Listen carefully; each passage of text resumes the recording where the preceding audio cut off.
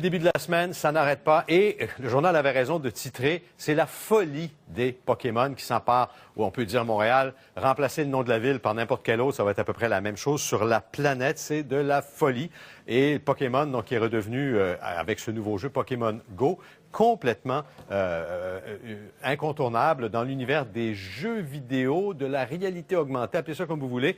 Luc Dupont, expert en publicité et marketing, est avec nous en direct d'Ottawa. Bonjour, Luc. Bonjour. Qu'est-ce qu'il faut comprendre de ce phénomène-là? Pourquoi c'est aussi populaire si vite? Bien, je pense qu'au départ, un vieux truc, une chasse au trésor. Remplaçons simplement les œufs de Pâques par des Pokémon, le GPS, les nouvelles technologies, le téléphone intelligent également. Si bien que, attendez-vous à voir apparaître dans les prochains jours de la publicité carrément sur cette application-là, parce que déjà aux États-Unis, on a des pizzerias qui, un exemple, entre autres, qui est documenté, qui dit que depuis qu'elle a commencé à annoncer sur Pokémon Go, son chiffre d'affaires a explosé.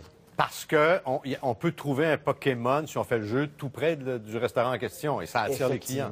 Effectivement, Georges. Quand on achète la publicité, ce qu'on nous promet, c'est qu'on va voir le nombre de clients augmenter significativement. Okay. Alors, on ne précise pas ce qu'on veut dire par significativement, mais ce qu'on s'aperçoit en tout cas, c'est que dans certains cas, c'est efficace. Je le mentionne parce qu'évidemment, quand tout ça va arriver au Québec officiellement, parce qu'il faut savoir que techniquement, actuellement, on parle d'une application qui, dans les faits, officiellement, n'est toujours pas disponible au Québec, mais n'importe qui a un enfant de 15 ans à la maison s'est aperçu que ces petites bébites-là sont capables d'aller chercher ces applications-là facilement. Et là, ça va devenir payant parce qu'on va vendre littéralement des emplacements de Pokémon à des commerçants. C'était ça le but de l'opération dès le départ, le but secret? Oui, et ça explique probablement pourquoi on a rendu l'application graduellement disponible à l'échelle de la planète, parce qu'évidemment, on comprendra aussi que ça alimente l'excitation. Ouais. Hein?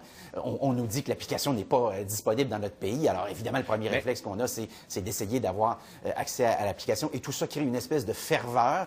Et cette ferveur-là est tellement efficace que vous et moi, on en parle actuellement, ce qu'on ne fait pas normalement pour la plupart des applications. Non, mais il faut dire, Luc, et ça, c'est particulier, mais j'aimerais que tu m'expliques.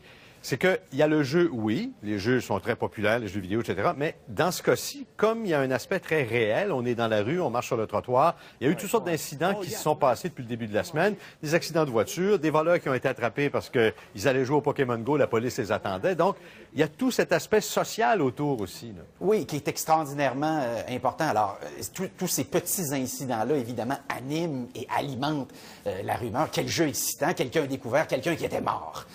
Quel jeu excitant, quelqu'un s'est rendu dans tel endroit, un endroit où il n'aurait pas dû se rendre normalement. Alors tout ça, évidemment, alimente ça. Et vous parliez de la socialisation il y a 2 instants. Moi, pour avoir vu autour de la maison, pas très loin du quartier, des gens à la recherche de Pokémon, j'ai même vu des papas conduire des voitures avec des enfants à la recherche de Pokémon. Tout ça alimente aussi les échanges. Il y a des gens qui ne se parleraient pas normalement et qui, là, parce qu'il y a un Pokémon tout près de l'autre Pokémon, on n'a pas le choix de jaser. Oui, mais là, quand on est au volant, puis on essaie de jouer en même temps, puis on regarde son écran, puis là, on comprend les corps policiers de mettre un peu partout là, des mises en garde, dont Pokémon and Drive. Là. Oui, et même le jeu de Pokémon, au moment où vous traversez la rue, vous avertit. Avant de traverser la rue, regarde à gauche et à droite.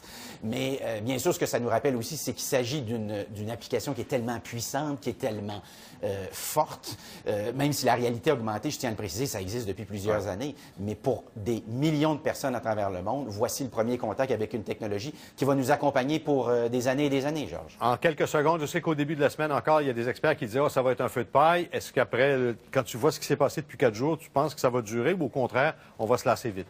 Je pense que, comme les fameuses cartes Pokémon de carton, tôt ou tard, on va passer à autre chose. Mais entre-temps, on a accès, en fait, à un phénomène absolument unique. Et le timing n'est pas anodin, Georges, également. Lancer ça au milieu de l'été, c'est une très, très bonne idée. Merci beaucoup, Luc. C'est un plaisir.